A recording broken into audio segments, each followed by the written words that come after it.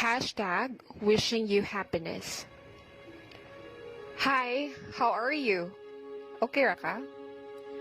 I want to ask you if okay ra ka, kay sa nakita na ko katong pamanhikan nimo, di jud ka okay?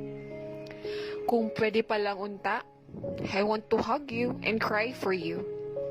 You weren't happy. I don't mind seeing you getting married with someone else, but please, just be happy. Even my friends can tell nga dili ka happy. Sige ra ka og tanga. Sad eyes. You worried yourself because I know you. You are hospitable, friendly, and talkative.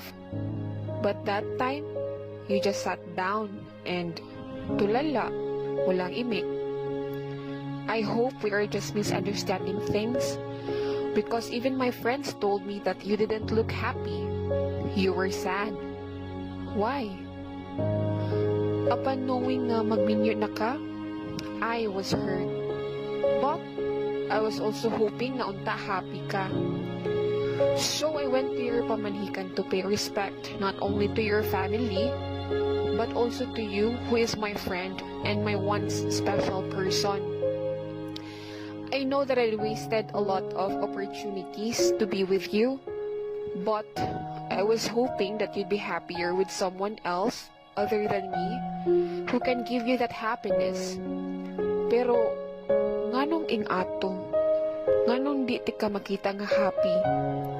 Nganong sad akong tan-aw nimo?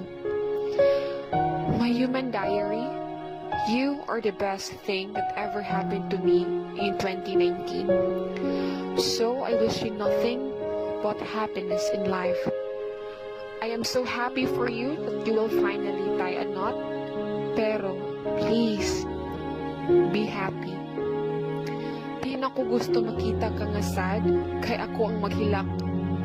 Yes, I am not crying because magminyo na ka sa laing babae, but because ma-feel na ko ang sadness sa imuha. Be happy, as what I have always told you. Follow what your heart really wants and save yourself. Unahan ko na kayo. Wa ko nag-ingon ha nga sa ako siya mo adto. Wa na jud ko nag-hope ana kay di ko selfish nga pagkatao.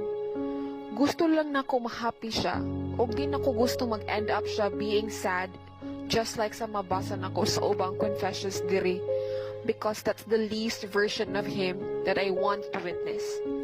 If pwede di na lang nako siya makita sa ato nga estado. Also, I'm writing this as a friend because I treasure my friends so much.